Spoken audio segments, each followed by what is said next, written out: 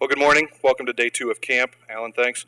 I really don't have much to add to this presentation other than I wanted to just share with you a little bit about the story of where this has come from and where it's going. For now 7 or 8 years, Glenn Johnson has been putting extreme effort into this notion of e-portfolio on our campus. Extreme effort, an effort that has not gone unnoticed, and it's really laid the groundwork for what we hope will become a university-wide way of thinking about reflection moving forward. For both students and faculty and staff, I guess, as professional development as well as growth. And so I wanted to acknowledge Glenn's work, and I think Carla has a little story from one of the national conferences where one of our colleagues is right now, and their take on some of the work at Penn State. So that was kind of interesting to see yesterday. What we did this summer, we did something different in ETS. Carla and I have been working together for a handful of years now on several things. I think where this got really started was with the one-to-one in the College of Education and really starting to think critically about what pre-service teachers need to be thinking about as they move into their careers, what reflection looks like through their career, and what it means to really be part of a community. And so we got to talking about it, and Carla offered part of her summer to us this summer as a TLT faculty fellow. And it was the first one we've done in quite some time that really seemed to click on a lot of levels. And I think we've assembled a really great team around it. And I think you're going to hear more from TLT in the coming year about the faculty fellow approach. We've invited a couple more people to spend time with us. And this is part of a new way of thinking about engaging with faculty, systematically around large issues that we're thinking about and dealing with.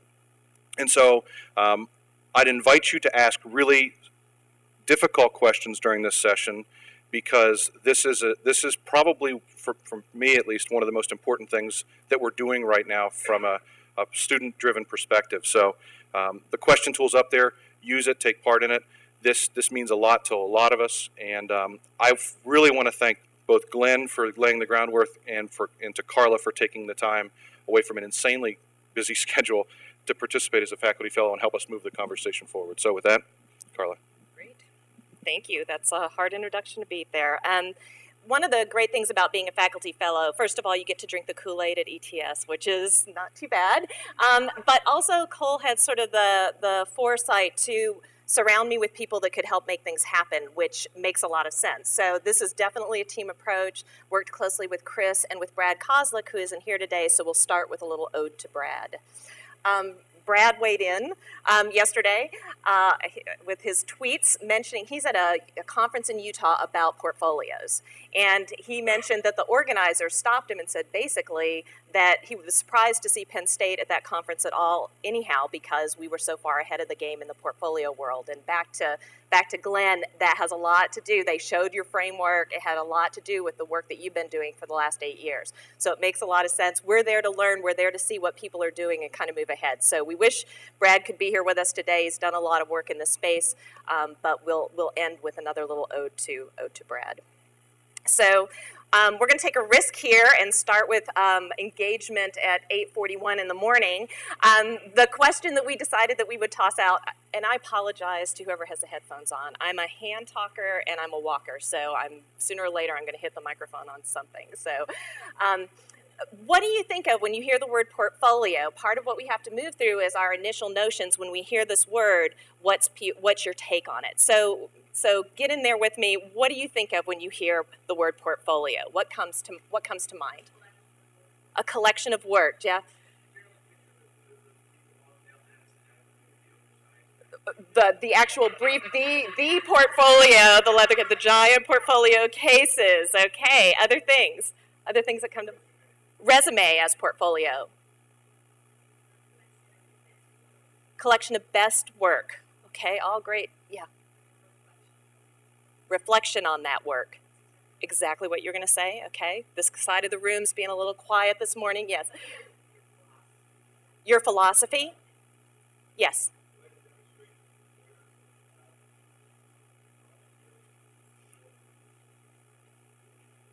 Okay, so a way to demonstrate something about yourself. So all really great definitions, and you even heard it sort of in the conversation or in the suggestions that were made here, that portfolio as collection of evidence is probably the most common definition that you still see even today about what a portfolio looks like or what it's supposed to be. And we've contended from the beginning, and I think this is Glenn's position as well, it's not about the evidence itself, it's what you do with it that matters. So your evidence can just be this pile of stuff. It's how you take that and move forward with it, reflect on it, demonstrate something by using it that makes this a powerful thing. Thank you to Steve the Alien on Flickr for that lovely piece of work. Okay, so our story, I thought I'd set a little bit of context and show some examples right away so you can see why we were so excited about this potential connection between blogging and portfolio. So our story in the College of Education, I work in teacher education. I may slip into some jargon and stop me if you hear that happening. If I talk about elementary education, I'm actually talking about grades K through 6. I work with that particular program also in science education, and the goal is to prepare teachers for certification at that level and to work with practicing teachers out in the field to help them continue their learning in a lifelong way. So when I first came here to Penn State, the big paradigm shift that we had to make was away from paper portfolios into electronic portfolios. And I actually have to say that some parts of our program are still doing this. So I'm going to show you an electronic example in a minute from 2004, 2005. In social studies, not my program, and I'm sorry to call them out, but science ed and secondary either. It's paper portfolios. And this isn't even the student's portfolio. This is a copy of the student's portfolio, right, that sits in a closet and waits for our accrediting agency to come around and actually take a look at that and see if the evidence of our students' learning in relationship to program outcomes is, if we're able to demonstrate that. So imagine, you know, we have 40, 50-some secondary social studies students. We have 300 plus elementary ed majors. So when I came here, everybody was doing this. And that shift to electronic, it's something that I've been doing as part of my graduate work at Michigan. We had some experience with it. It was exciting. It was hypercard stacks at the time, but it was still exciting. My very first okay. I realize that I'm out, you know, I just don't know the depth. But very exciting stuff because we were able to use multimedia right away. The images, we're using video quite a bit even at that time. So the possibilities were very exciting. This thing you have to march through in a really linear way or it doesn't make sense. We had the ability to go nonlinear. Multiple versions was something that was also important to us because our students, the idea of revisiting work over time, so I don't have to take apart version 1 of my portfolio to make version 2 of my portfolio or my final portfolio. I can go back and look at what version 1, version 2 looked like. That was important to us. So these were all big things that now it seems very intuitive and very silly, but at the time that was the big shift we were trying to make. And at the point where we got the first space, personal web space at Penn State, and we could actually post them, we used a little, maybe I'll get a cheer for this or maybe I won't, Claire's homepage. Anybody remember that? Oh, yeah. That we loved Claire's homepage. And so we were able to post to the web and our artifacts now were public work, and that was really important to us. So that was a long time ago, and if you want to check out the actual dates, you can look at that on the Wiki. I'll show you that, how to get to that in just a moment. But it gave us some space to then focus not just on the portfolio and the blog, not the blog at the time, the portfolio on the web-based system, but to start thinking about what's the portfolio task that matters. How do we go from this collection of evidence to now thinking about reflection, thinking about learning, because ultimately that's what this is all about. And so you'll see this in some of the examples that I show, but the first 2 bullets under this investigating portfolio tasks are really about what you do with the evidence. How do you reflect on the evidence? How do you synthesize it? How do you make a case for yourself, in my world as a teacher, by using the evidence effectively?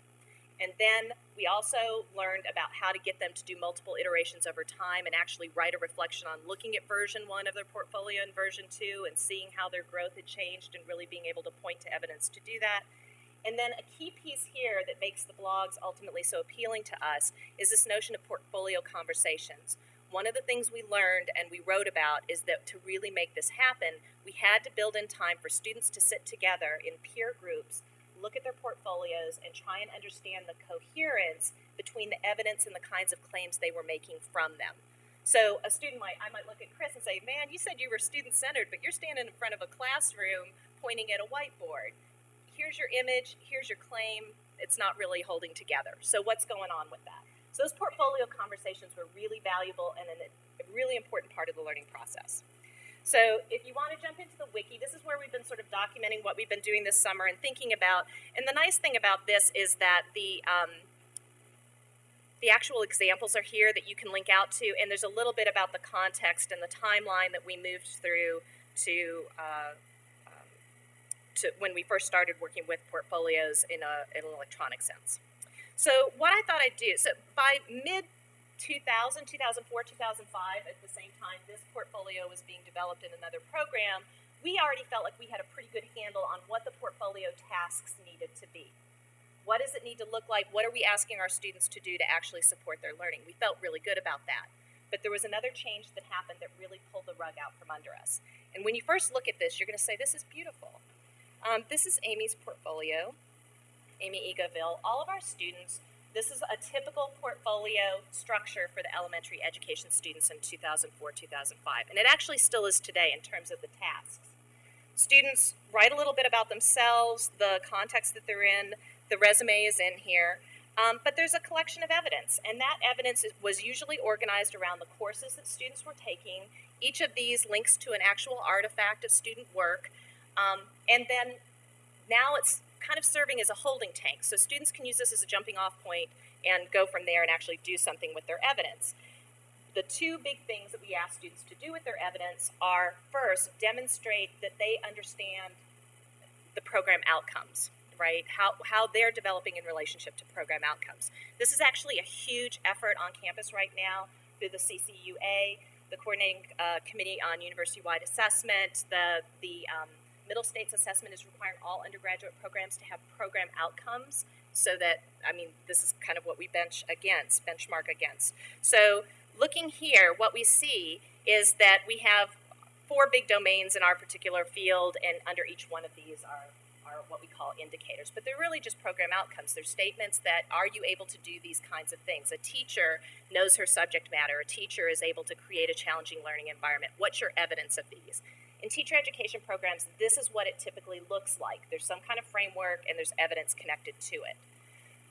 It's great. It helped our students learn, okay, what is planning all about? They would come in and think planning is writing a lesson plan, but no, planning is understanding all of these things about your learners and your subject matter and the learning environment. So it helped in that way. But the piece that really was sort of our capstone, our synthesis project, is this notion of developing a philosophy of teaching over time. So that what students were doing, and this was where there was a lot of creativity, this is where students' individuality showed up, because they were able to say, this is who I am as a teacher, and it didn't look cookie cutter, like the framework, the performance framework for our program looks like a cookie cutter. Everybody has the same outcomes, and a lot of people use the same evidence. But here, students were able to write about what their claims about teaching and learning are, and they used evidence to back it up. And they did this over time, so you'll see multiple versions as Amy goes through her year-long internship as a senior. She's writing about this, reflecting back, and this was a really important task. So the thing that made this all fall apart is that we had to move to Dreamweaver. Claire's homepage was a dead product. There was no intermediate product, and we needed a product that our students had access to in the school districts as well as on campus at Penn State. Dreamweaver was a logical choice, but what we found ourselves doing is spending all of our time teaching Dreamweaver and very little time talking about what was important to teaching and learning. So that sort of, entry level for the technology was far too high. The solution that we went to was very simple. It's a web-based system. It's known as Taskstream. I can show you what a portfolio looks like in that space. Students were able to use this fairly well and create these portfolios, but they lost power somehow. You'll see that they look the same. There's still program indicators. There's still evidence supporting them. But it just was less meaningful to students. Also, they lived in the Taskstream system, and students had to make a conscious effort to go public with them. So they didn't. We would have to beg students, publish yours outside of Taskstream so that we can actually have them as examples. And we get a handful of students who do this, but the majority do not. So they're private, They're less meaningful to students. We used to have students say that the portfolio development was one of the most meaningful things that they did in our program. Now they're just kind of like, oh yeah, we did portfolios, but they don't use them beyond. They were using their other portfolios in their initial years of teaching to share with potential employers. Employers were contacting us back saying how valuable it was because our students could use evidence to talk about themselves as a teacher. The other thing that happened is portfolio conversations dropped off the map. When we were dealing with Dreamweaver, portfolio conversations dropped off the map because we were spending all our time teaching Dreamweaver. So anytime we got together, that was our focus. It wasn't on these portfolio conversations, which we already had research evidence was a really important piece of the puzzle. And then when we went to Taskstream, everything was private, and so having these portfolio conversations became very artificial. So we had all of these issues that sort of had us hit the wall, and so when Blogs at Penn State was launched, we really saw some potential there, and I'm going to hand it over to Chris to talk about the affordances of Blogs at Penn State. So I guess first an announcement. I guess I'm not sure how many of you follow Brad Kozlik on Twitter, but he made the announcement last night that Movable Type 4.2 has officially been released. So some of the stuff that I was showing you guys in the lightning talk yesterday, as soon as this camp is over, we're going to be hustling back to try and get this ready for fall semester, so you guys can take advantage of it. I'd also like to ask a question similar to the one Carla asked, and that is, what do you think of when you hear the word blog? Personal publishing. So plus interactivity. Okay, other thoughts? Journal. All right, the weblog. Any other thoughts? Discussion, okay. Time's sake, okay. Okay, that's fair enough, fair enough.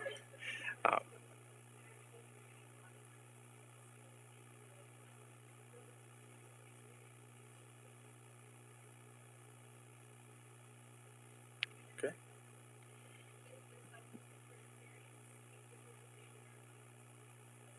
So it was a good substitute for experience because it forces you to learn about a subject, for anyone who couldn't hear. What was interesting that we heard personal publishing, because when we think of blog, and we think of sort of an idea, and that's not the right screen, it started with a post that Cole wrote last year that was titled, "When is a blog not a blog?" And this idea of the blog as a personal content management system came about. And so the Blogs at Penn State project sort of came out of that, and I would argue that it sort of hinges on four basic ideas: simplicity, organization, community, and ownership. So obviously there's a lot of designers, a lot of technologists, a lot of early adopters, faculty, librarians in this room today. I'm willing to bet that all of you have tried to convince someone to use something at some point in your life, and if you have, you know that the biggest barrier to entry is the ease of use. If something's not easy to use, no matter how great it is, people just aren't going to use it. So when we came up with the Blogs at Penn State platform, we needed to make sure that whatever we came up with was going to be easy. And this is something I demonstrated yesterday in the lightning talk, that you can get in, you can create a very stylish, a very easy-to-use blog with just a few clicks. You don't need a lot of technical experience. You don't need to know Dreamweaver like Carla was talking about. You just can get in, you can produce your content quickly and easily. And so that was really important. There's sort of two levels to organization. If you believe that the blog can be a personal content management system, then you need to be able to organize the information that you put in it, obviously. And so blogs are sort of ideal for that because they have a lot of ways to add metadata to the information you provide. So you can tag things, you can put them in categories, it allows you to relate information, you can search for it later, and so that's really important. But on a bigger level, if the blog is really a personal publishing platform, then it needs to do a couple other things. For starters, it needs to be able to define some sort of web presence, a web identity for you. And that's one thing that with the new professional template in Movable Type, we really feel like this platform is now poised to strike at. But I think even more importantly, it has to track your intellectual development on some point. I'm not sure how many of you have ever done this, but if you have a blog, go back a year ago and look at what you were writing about then, what you were thinking about, what was important to you, what really got you inspired, or take it back, take it 2 years, take it 3 years, how about 4 years? How about an entire undergraduate experience? And so to that end, we've recently agreed to a partnership with the Schreier Honors College in which their new students are going to come in and essentially blog their entire college careers. And what a great opportunity, I think, to really look at what blogging can do when you can look back over a 4-year period and see the things that meant something to you when you were a freshman, when you were taking that first intro to econ class, and maybe your idea of learning was a whole lot different than it is now. So it's a really exciting opportunity, and we're tremendously thrilled to be a part of it. Community, we heard a couple of people mention that when we asked what you think of blogs. So there's sort of the overarching community, and this is the Blogs at Penn State Community Hub, so sort of a very literal community. And what you see here is an example of people sharing their ideas. This is just sort of an aggregation of a lot of people who have blogs at Penn State, categorized by different tags and things like that, the things that interest them. They're sharing that with the rest of the Penn State community. What that allows you to do is to form new conversations. I know that the conversation gets a little overplayed as sort of the mantra of Web 2.0, but it's true. And when you're willing to share your ideas publicly, when you're willing to put yourself out there, it affords you new opportunities to build relationships that you never would have built using face-to-face communication, to open doors that you never would have had the opportunity to open otherwise, because your ideas are out there for people to find. The fact that it's sort of an asynchronous method of communication is pretty important too, because now someone doesn't need to be standing in front of you. Someone doesn't need to be in a meeting with you to hear what you have to say, to hear what you're thinking about. And we also heard yesterday some of Scott and Cole's students mention that it can build confidence when you put your ideas out there and people say, you know what, that was a really good idea. Where can we go with that? What can we do with that? Or when people take your ideas and build on them, it's a really exciting thing and maybe helps you to share your ideas more. Ownership might be one of the most important things that the blog affords, because in the end they're supposed to be your ideas. And so if you're posting them in a discussion forum, an Angel or something like that, they're still your ideas, but you don't really have control over them. I mean, at the end of the day, that class will one day be locked or deleted or something like that, and you may never have access to those things again. If you publish something in a blog, it's yours. It's yours forever. It's in your space. It can look how you want it to look. You can do with it whatever you want. It can be organized in the ways that mean something to you. There's also the ability to pack it up, we like to call it, which is the ability to export your blog. So one day you'll leave Penn State. Maybe you don't want your content on Penn State servers anymore. You want to create your own website. You can take it with you. And Movable Type, the Blogs at Penn State platform, makes it really easy to do that. So a couple of days ago, we were sitting in a meeting, and all of this is a great idea. I mentioned it started with an idea, but there's a but that goes along with that. And Cole had mentioned this, that at this point, the Blogs at Penn State is a university-wide solution. It's supporting everyone at every campus, so whatever that is, 150,000 people or something like that. It supports, or full-time people support this. A lot of money goes into it, a lot of resources. So at this point, ideas aren't good enough anymore. Even if it's a great idea like the Blogs at Penn State platform is, there needs to be more to it than that, more substance. The Schreier's Honors College partnership is a good example of that, but there needs to be a little more. There needs to be a purpose behind this tool. So if you put it all together, Carla and the College of Education has a great idea that needs a tool. We have a tool that needs a great idea to support it. And Carla's going to talk a little bit about how that all came together.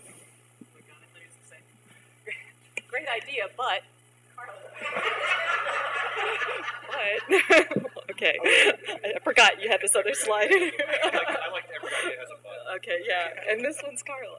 So putting it all together. So hopefully in listening to sort of the issues that we ran into, the walls that we hit with the technology when we're working on portfolios, even at their best, with what the Blogs at Penn State have to offer, you can start to see how this is all coming together. And so what I did to kind of give you a feel of what this might look like is that I've reinvented Amy's portfolio in MT 4.2. So I've taken her content, I've put it in this new space to try and give it new life and give people a feel for what might a portfolio in the blogging environment look like. And then what can we dream about, because I wasn't able to do everything that I wanted to do quite yet. So let's jump out and take a look at Amy's portfolio. And of course, Amy knows we're doing this. She gave us her permission. She didn't give me permission to call it Reinventing Amy, but I think she gets the picture. She's always been a very good collaborator. So what you can see here, and again, keep in mind, this was the 4 clicks that he showed you yesterday, Chris showed you. It was boom, boom, boom, and now I have a professional website. It's a template in the MT4 4.2 environment. There are lots of options and possibilities for templates of all different kinds. This is just the out-of-the-box version, okay? And I'll show you what we added to out-of-the-box. So we can have this top navigation. You can see that we can still learn a little bit about Amy. There she is, a SpongeBob. There's her Statue of Liberty lesson. But really, you can find out about her class member. But really, the important thing here is that her artifacts, her evidence, are housed in the blog format now. So her blog entries and artifacts that are connected with them live in this space. And one of the affordances here is the ability to organize this in lots of different ways. So we can still organize that collection of evidence, that holding tank, by courses. And it's actually kind of interesting to look at because you can start to see how many artifacts from the different course experiences during her senior year she's drawing on. We were trying to talk about how we would reverse engineer that because some of those artifacts, because it's an electronic environment, are used multiple times to demonstrate different things. So even though there are only 2 artifacts in math, they're used many, many times. So we're trying to figure out how to get a handle on how could you trace that back the other direction. But we have the intuitive tags that Amy might use to talk about her lessons. For example, here's Statue of Liberty. You can look at that little lesson. And we can see the rest of it here. So that's one way that we might get at it, are through her intuitive tags.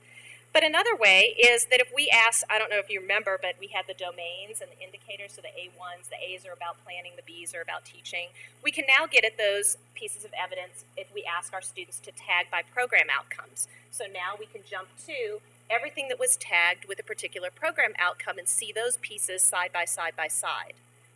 So we thought, wouldn't it be great if there was another entryway into here so that instead of just going by program outcomes, we can actually get a more conceptual feel? Because honest to goodness, I don't really remember what A1 is. Actually, I do remember A1 because I do a lot of work with A1, but B3, who knows what B3 is? So what we've done and what Chris and Brad were able to build for us is, and I don't know whether this is a template too, isn't it? That they built, that is the actual program outcomes. And when you go to them, now we see the program outcome. And everything that Amy tagged by that program outcome is listed here. Now remember, in the matrix we couldn't see the titles and you couldn't get a sense of what it was, but here you see exactly what it is. And now we're talking about maybe adding a rating system. So if I want to just look at my best evidence for A1, my 5-star evidence, so that I can write my meta blog, my reflection about my development around subject matter knowledge, I can do that. So there are lots of possibilities here. And now add to this the part that we weren't able to simulate because we didn't have it, which is the communication. So now that students can start looking at each other's evidence, weighing that, helping them weigh that evidence, raise questions about it, and have that community interactions through commenting and trackbacks. Pretty exciting stuff. And it looks beautiful. So I rebuilt this also, and you can see it. I rebuilt it in MT4. It doesn't look so beautiful in MT4. So this out of the box has a really nice portfolio look and feel, and you still have all of the key elements of blogs that really drew us to this in the first place. So when we really lay this out side by side, you can see that our problems of practice map almost exactly onto the affordances of a tool. And that's where I think you can see a tool can be really powerful. Everything we were hitting a wall with are things that the blogs at Penn State provide opportunities for. So the technology, basically the 4 clicks and you're in, and support is widely available. I don't have to provide support. The community hub is there. Lots of great tutorials, lots of great information that our students can access on their own. Public versus private, this is a little controversial, but the nature of blogging is public, and so really being able to press on that a little bit, I think is something that we should talk about as a community. Meaningfulness to students, I think the ownership is a piece of it. The personal content management, if I were a student, I'm sorry, that would just excite me. To be able to have at my fingertips, I can get back to that thing that I did a year ago with ease, not digging through notebooks, digging through artifacts, trying to remember which course was that in, even if I had it in electronic form. This is a really nice way to do that. And then I also think the meaningfulness to students is going to come out of the commenting piece. And these are all sort of hypotheses that we're testing as we run into pilot mode with students this fall, but we're really excited about it. So the portfolio, conversations, collaboration, interaction, all of those things that it has to offer, really trying to pay attention to the community interactions going beyond the personal publishing. So I promised we'd end with an ode to Brad. All throughout this process, Brad has reminded me that blogging really encompasses what it means, so much of what it means to be in higher education, and then what we really want to set our students up for is lifelong learning with an emphasis on these learning communities. So, somebody tweet to Brad that we ended with him. But what we really like to do now, there are lots of issues that we haven't talked about. Maybe if you were peeking around on the blog, you see some of the wiki, rather, you were seeing some of the things that we were struggling with pedagogically, assessment-wise, and so on. So we want to open it up and leave the rest of the time for conversation. So do you want to? Sure. Do you want to moderate our conversation? The question that seemed like it got not only a couple votes here, but seemed to get some other things, and I think we want to expand on the AHA blog export, is this idea, what happens to their portfolios after they graduate? And this is a really, really critical question. I'll give you my perspective, and then, I work in the operational side of this thing, so I'm working with the people in AIT and ITS to talk about what it means to maintain web space for long periods of time. And there is a growing feeling within that group that not only do we want to give students more web space, right now they've defaulted to a gig. The conversation is now in place to default to 5 gigs because we know digital stuff is becoming the norm. You saw digital commons stuff yesterday. The other thing this tool does is it lets you one-click publish things like digital audio, digital video to your portfolio space. So there are 2 or 3 issues here. The first is, what would it look like if we gave students longer-term access to not only frozen space, in other words, their blog would stay as their blog, but to the tool? And so that's a big conversation that's going on. So you can imagine coming back 3 years after you graduate and still being able to log into Movable Type, and your content still publishes. That's an important thing that we're thinking about. The second thing is we're talking to 6 Apart. 6 Apart's the people that make Movable Type. They run commercial services that are obviously compatible with Movable Type. So one thing that we'd like to potentially be able to provide is a one-click migration tool that would let you go into your blog dashboard and say, okay, I want to move this to colcamplese.typepad.com, and everything moves over in one click. That's really important. Then finally, the Pack It Up tool, as I understand it, really has a lot to do with this binder, right? And I'll let Carla talk about this. But this is where we really want to get to, because you saw Taskstream, and you understand that these people come in and they do program assessments quite often, and you have to show real evidence. So being able to capture a single page, a single piece of evidence out of a blog and put it into an administrative assessment system probably is one of the most important questions that we ask. You want to mention that? It really was one of the things that I came in asking Brad. It was one of the first things I came in asking Brad to do for us, is think about how we would do this Pack It Up tool and not pack up the whole thing. What if students needed a piece of their portfolio, so maybe just domain A evidence, to be able to put into this program assessment system that would be evaluated and used for other purposes? That's a tricky thing, but I can't go back and ask everybody to start using this in my program if we can't actually use the evidence for program evaluation. So even though our focus is on learning, we still have to be accountable to these accrediting bodies and the people who run our reviews at the state level. We have to be able to have that evidence. And if the evidence is a link to a live blog, that's changing all the time, and we want it to change all the time. But what I need is a snapshot in time of a particular slice of that blog that could be used as evidence. And so that's one of the things that we don't have it now. Been told that it might be possible. I don't want to say too much. Brad thinks we can do it, and so that's one of the features that's coming. And so I'm moving ahead in knowing that it's not there yet, but trusting that that'll be a piece that's in place that we can use. Our next accrediting cycle, we're in the middle of it. We're collecting evidence now, so this is a hot topic with our particular group. So do people have any, we're going to move on to another question, but if there are other thoughts about sort of this idea of long-term storage or taking it with them, does that sort of answer the questions that you were, okay. I thought this is a great question, and it just happened, and 6 votes instantly. Larry's question about, I know we do love the SRDP process. It is a killer process. But, Larry, is it a meaningful process becomes the question. And yes, Matt, you are exactly right. It is a very meaningful process, and those need to be into me by April 1st, so we can, so get to work. I do this, so I use my Penn State blog space as a place to track all of my professional activities, and I use those categories. And this is something that we didn't really mention, but this tag cloud is generated automatically, and what's really impressive about it is it shows naturally where you're spending your time. So as those tags get bigger, you see how those tags grow? That indicates that there are more posts in that environment. And so if part of your SRDP plan is to create a larger presence for yourself in EDUCAUSE, you might select a tag like EDUCAUSE, and any work you do with them or any readings you do related to that, you would use that tag as part of your portfolio. You know how easy it was for me this year to go through and pull out all of my presentations and all my professional development? It was literally 2 clicks. I combined the tags 2007 and professional development, and it pulled back everything that I'd done in the last year. That's really powerful stuff. And then if you leave it open, other people can actually comment on the work that you've done, which is even more impressive, because now what we're doing is we're inviting in peer review before you get that sort of top-down review that I think we're all very, very familiar with. So I think it's the ideal tool to support SRDP. As a matter of fact, it'd be wonderful if it were part of more of those kinds of reflective processes. I think that's our whole point with the ePortfolio thing. I mean, it's the same kind of thing. I mean, our job is to do things, but it's also to learn things and to participate. So I think it's an absolutely perfect tool. Tenure, I'll leave that up to somebody else to worry about. There are people in the room worried about it. Yeah, okay. But I have given those kinds of talks. Blaney's asked me to do that at the university level about how we would think about electronic portfolios for faculty as part of the tenure promotion process. The issue is it always comes down to teaching, and if I'm making great SRTEs and I can turn in that as my evaluation of teaching, then why would I do this? Well, now I might do it because it's intuitive and it's easy or whatever, but I think we need to think more broadly at the faculty level too about scholarship, blogging as scholarship. There are all kinds of interesting conversations happening about that.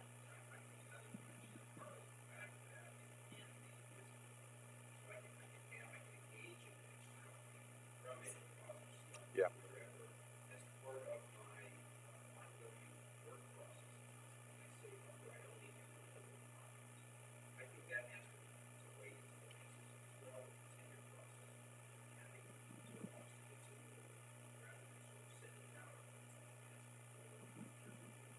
We didn't talk about it much, but that was a really powerful part with students too.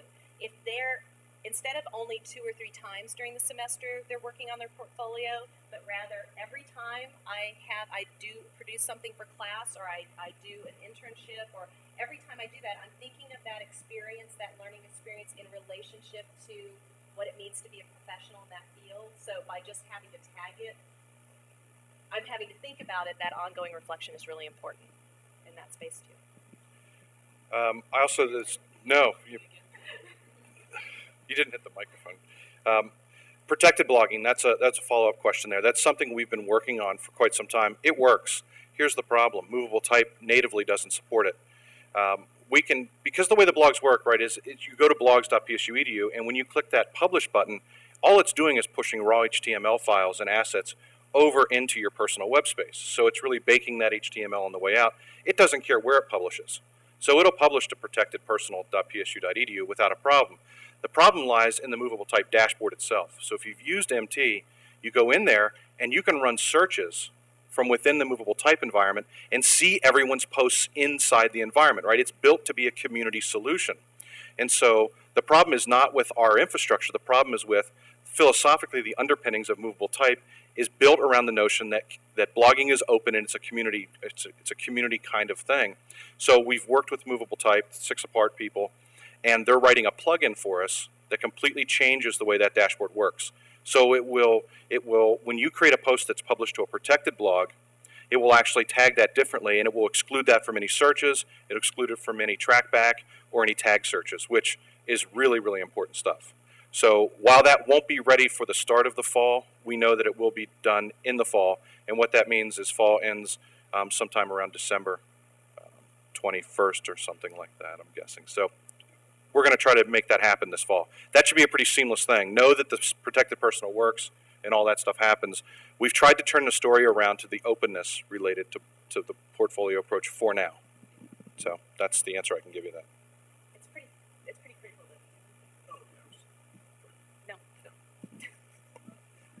Just to build on what Cole said, I do think it's important, though protected blogging is going to be a really critical part, I think, of the Blogs at Penn State platform. One of the points that Carla made was that students, a lot of times who were doing their portfolios, didn't necessarily choose to make them public, and I think that that's one of the most valuable things about all of this. So if you go back, I would hate for people to, who may be hesitant to blog or worried in some case to just say, oh, protected blogging, I'll just blog and not show anyone. I do think that there are really legitimate reasons to blog in protected spaces, that it not become the standard and the rule instead of the exception.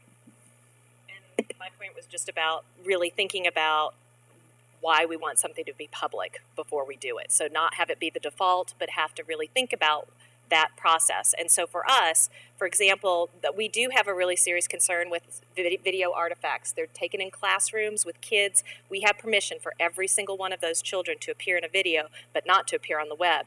So one of the solutions that we worked at, it doesn't mean we have to make our whole portfolio private. What we can do is publish the artifact itself, the video, in protected and link to it and give only people in your community who should have access to that video, but blog and reflect on it in the open. So I think, again, it's the conversation we need to be having as people who support teaching and learning about when should something be public. I mean, that needs to be a conscious part of the conversation and not just say, oh, great, we can be private and go private.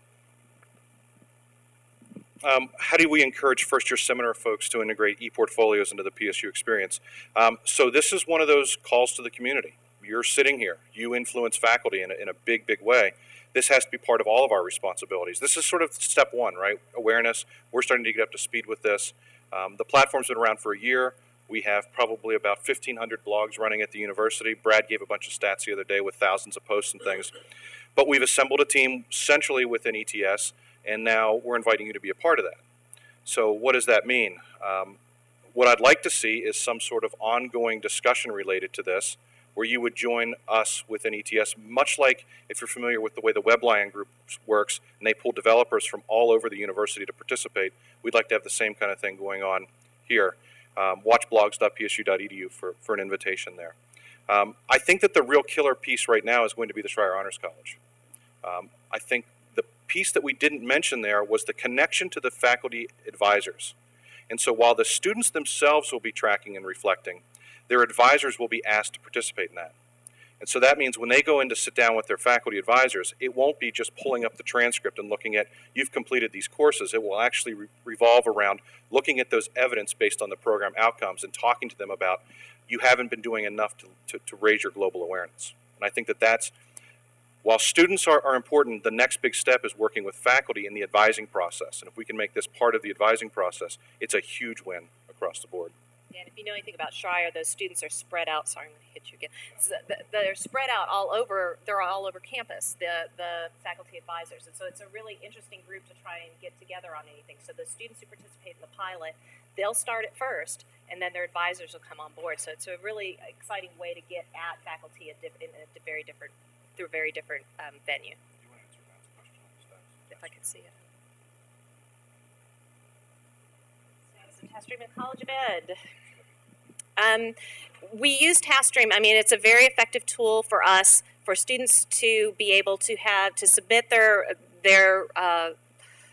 work, their student work, for us to be able to assess it in that system using rubrics and commenting tools, and then to be able to run reports. So for program assessment and for program accountability, we actually made a move towards Taskstream in that space. It's ironic to me that we went to Taskstream in the first place not for program assessment. We went to Taskstream as a solution to the Dreamweaver problem, right? It was a way to do portfolios in that space. We didn't care about it for program assessment or anything else. And then it turns out that that's the thing we're least happy with, and it's doing other things really well for us. But our associate dean just bought 500 student licenses, so we're actually even supporting our students to use that tool because it's ultimately the reason they're using that tool is to support the accountability piece. So for that reason, we're moving in that direction, but for portfolios, it's just not doing it for us. So. I do like that we got our first comment from the cloud here. TK is back at the office, and Google has Noel out for serious writing while making the content on the blogs being less formal. What would be an overall general impression? I'm not really sure what the question is, but I just wanted to give a shout out to TK for contributing over the wire like that. Legal aspects of blogging at Penn State, that's a really good question. And I think it sort of ties in with some of the other comments related to what happens if someone gets into a flame war. We chose personalpsu.edu for a really big reason. It was existing web space, right, that was governed by existing policies and practice. Originally, we were going to do something more dynamic and publish at blogs.psu.edu, but then we started to go down the path of we would have to establish a whole new set of guidelines. So the real important story here is understanding what is and isn't allowed within personal space. And once you understand that, you realize that personal space is there for you. And basically, there's some real general rules. You know, don't spew hate, don't sell stuff. And if you can sort of get beyond that, that's what personal space is there for. What we'd like to do, and we know this, Glenn, I think about 25% of Penn State students use their web space for academic purposes, plus or minus, about a third. I mean, in ITS, we've made it a goal that we'd get to 50% within 5 years. I think with a platform like this, we can do that. That's really the idea: is let's shift personal into an academic space, not just a place to put pictures of your car, which interestingly enough is what a lot of them put up there. Yeah. I'd like to get back to the question you started off about persistence. And so, you know, yesterday and today, I hear about you know, digital commons. I don't think it's about blogs, it's about portfolios, digital commons, and new students coming on board. I mean, online certificate students that are professionals working out there are all using and depending on this space. As IT people, we kind of are working up the chains to try and get that message that we need this space longer. But I think what needs to happen is we need to talk to faculty, and if faculty can then get that word through their channels that comes to IT that says we need this space longer, IT will respond in ways much differently than if we go to them and ask them. So I think if faculty are taking that message to ITS, that's going to help move that along, I think, a little bit better. So that's an important thing. That's a critical piece to all of this. Yeah, please. I think, too, just to go back to the sort of legal question, there's another side of it, too, and something that really excites me, and that's sort of, for lack of a better word, the ethical side of it. I mean, it's sort of scary to think at first that you're going to give all of these students, I think, you know, if you want a specific example in Schreier, anyone who wants a chance to say something, a voice. If you have sort of an old school way of thinking about it, what if they hate the college? What if they hate their advisors? What if they talk about how awful their classes are? That's public. And I think it's really cool to see a shift in mentality that people are okay with letting people voice their ideas and knowing that that more often than not, you're going to come out ahead, and there's going to be more benefits than there are risks for letting people say whatever it is that they have to say. That's not really a legal issue, but I do think it's an important change in the way people are thinking about expressing their opinions. So we got 4 or 5 minutes left. Are there other questions that need to be addressed?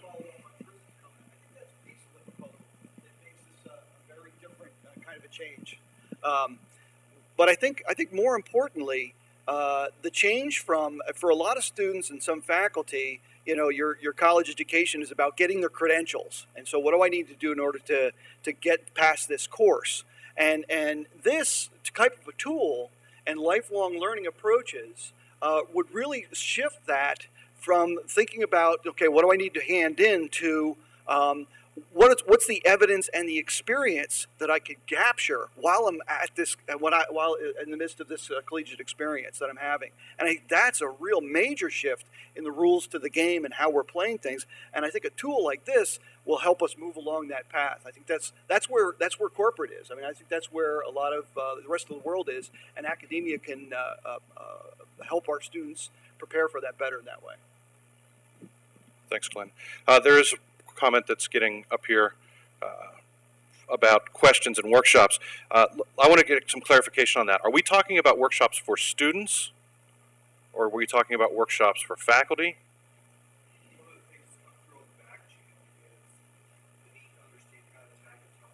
Okay, yeah, critical. Yep.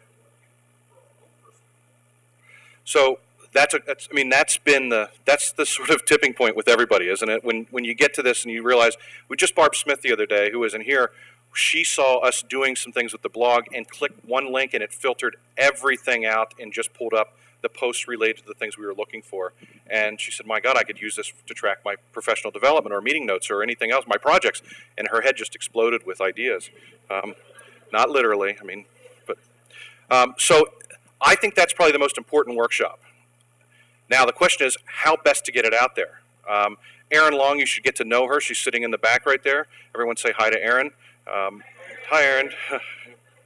See?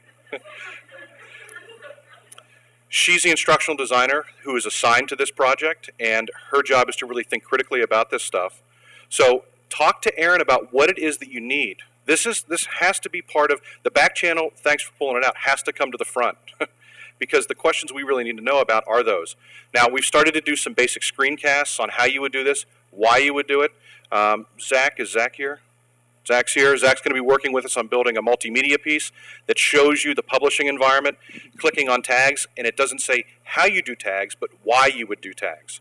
The conversation needs to move to why you would use these different kinds of features, because we're stretching an environment from one that is about just writing to one that is about reflection and doing it in an organized sense. Carla talked about organization. So Mark Heckel and I had a conversation yesterday about raising the stakes on what training looks like. What does it look like to really pull a systematic faculty development model into place on this? So these are discussions that are going on, but you need to help us understand this. We'll put the page up in the wiki about this topic. Go in there and give us your recommendations. Let us know how we can best suit you. Will we travel to your campus? Absolutely. Chris is planning a digital commons retreat that's going to happen regionally. We'll come along and we'll hold a separate thing around blogging. It doesn't matter. We can do it regionally. There are a lot of campuses. We can't get to every single one of them and do this, but if you're willing to help us in a regional sense, we'd be more than happy to do it. The ideal situation, though, is that you understand this stuff at the highest level with us, and you can take this back to your campus. So you have to let us know what you need. And so I know that that seems a little intense, but that's really what we're really looking for. Time for one more?